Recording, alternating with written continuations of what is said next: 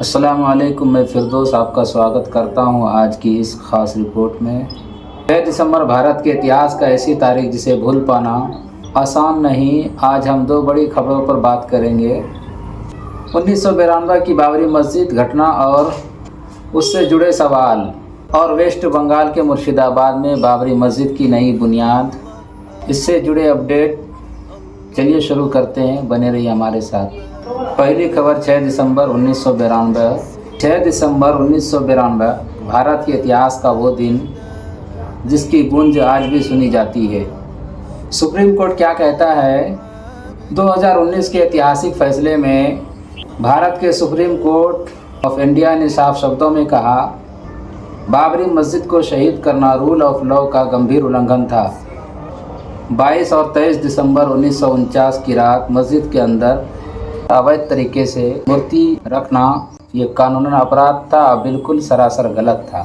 2020 में विशेष सीबीआई अदालत ने सीबीआई स्पेशल कोर्ट के सामने सभी आरोपियों को अपर्याप्त साक्ष्यों के बिना बरी कर दिया गया।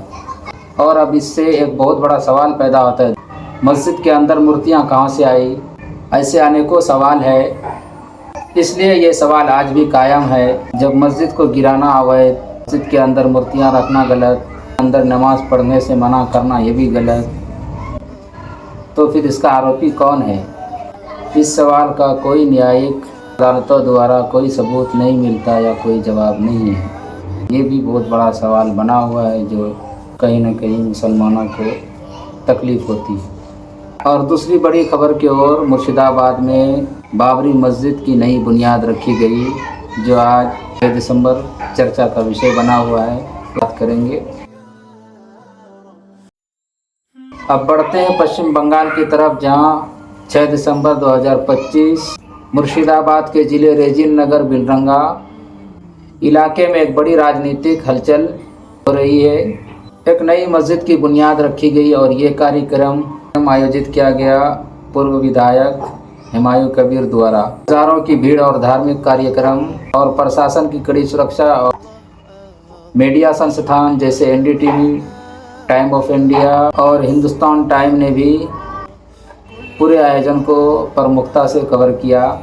रेजिनगढ़ विधानसभा क्षेत्र, जहां हुमायूं कबीर पूर्व विधायक रह चुके, मुस्लिम बहुल इलाका जहां सामुदायिक गतिविधियों में भारी जन भागीदारी होती है।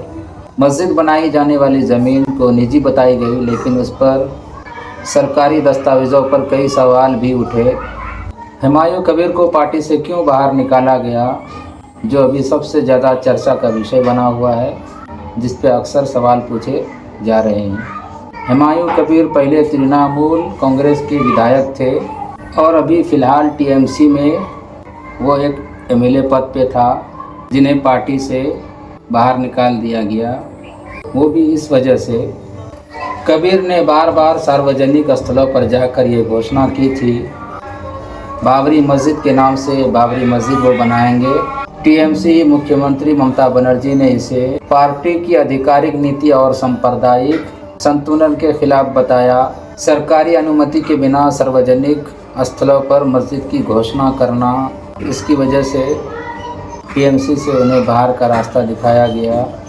कबीर ने मस्जिद की बुनियाद रखने की तारीख 6 दिसंबर 2025 घोषित कर दिया कि सरकार और प्रशासन द्वारा स्पष्ट नहीं थी। टीएमसी ने इसे शांति भंग का आशंका और मुद्दा बताया। पार्टी विरोधी गतिविधियों का आरोप। टीएमसी ने कबीर पर आरोप लगाया कि वो पार्टी को बांटने की कोशिश कर रहे हैं और वो अपनी अलग ताकत खड़ी कर रहे थे। टीएमसी ने जब हुमायूं को पार्टी से बाहर कर दिया तो हुमायूं ने अपनी पार्टी बनाने की घोषणा भी कर दी। बाहर निकलने के बाद कबीर ने कहा कि वो अपनी खुद पार्टी बनाएगी। बाहर निकलने के बाद कबीर ने कहा कि वो अपनी खुद की पार्टी बनाएगी, जो 125 सीटों पर चुनाव लड़ेंगे। बताया जा रहा है कि इस बयान के बाद टीएमसी काफ़ी नाराज़ है, लेकिन मेरा मानना है कि इसमें नाराज़गी की क्या बात है। मस्जिद बनाने के कार्यक्रम में उसका साथ देना चाहिए था, ना कि उसको टीम से बाहर का रास्ता दिखाना चाहिए था। उसके बाद स्थानीय प्रशासन और कबीर का टकराव हुआ। मुर्शिदाबाद की इस घटना में प्रशासन की भी भूमिका चर्चा में रहे। कार्यक्रम से पहले भारी सुरक्षा लगाई गई। भीड़ नियंत्रण और संभावित विवादों को रोकना उनका मुख्य उद्देश्य था।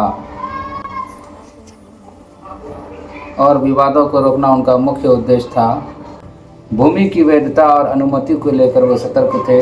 कबीर का पक्ष वे दावा करते हैं कि ये ज़मीन निजी है। राज्य सरकार पर बाधाएं खड़ी करने का आरोप।